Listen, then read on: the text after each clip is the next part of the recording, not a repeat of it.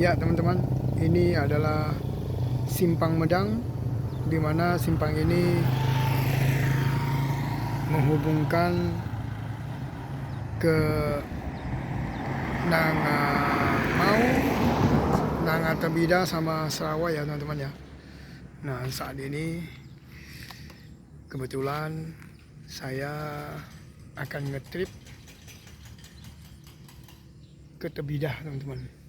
Jadi teman-teman ikuti saja perjalanan saya teman-teman ya. Maka dari itu tetap di channel Indonesia Trip teman-teman.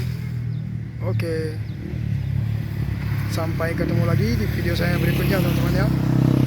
Saksikan terus ya teman-teman ya, dan ikuti terus, jangan sampai kelewatan. Oke, selamat pagi.